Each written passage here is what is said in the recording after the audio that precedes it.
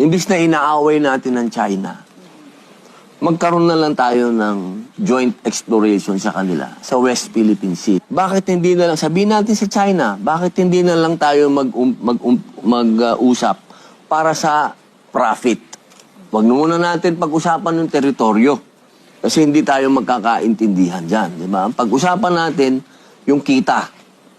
Magmuskito ka na dyan, bumutas ka na dyan, hindi naman natin kaya. Wala naman tayong kakayahan para bumutas, ma'am. Wala pa tayong kahit anong equipment dito para tayong bumutas. Ang China, sigurado, meron yan. E di tsaka tayo maghati.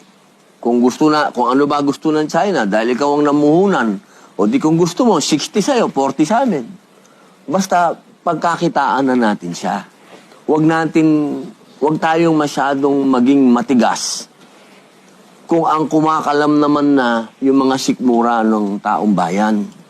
Di ba? Mahirap maging matapang masyado nang gutom ka. Kasi yung katapangan na yun, nagiging pangsiraulo na yun. Kapag pinatigasan natin, baka ma'am, mga apo na natin, wala pang makinabang dyan. Kasi, sila mahaba yung PC nila eh. Tayo ma'am, hindi. Oo. Ako naman, kung sana wala tayo sa krisis na to, na dinadaanan natin ngayon, pwede tayo makipagmatigasan. Sa akin, gutom na yung kababayan natin ma'am. Trilyon na ang utang natin. Dapat matuto din tayo ng diplomacy, di ba? Kasi yung panahon ng katapangan, hindi ito yung oras na yun.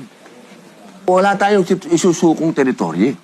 Never. Huwag natin gagawin yon. Sa profit lang. Parang nagnegosyo lang tayong dalawa, ma'am. O sige, ano lang tayo dyan, butas tayo dyan, ha? O basta yung kita dyan, dahil ikaw namuhunan, 60 sa'yo, 40 sa akin. Ganon. Baka tayo yung 40, hindi sila yung 40. Wala naman tayong puhunan. Oo, man. Napakapangit naman nun kung wala na tayong puhunan. Ikaw pasiga. Parang...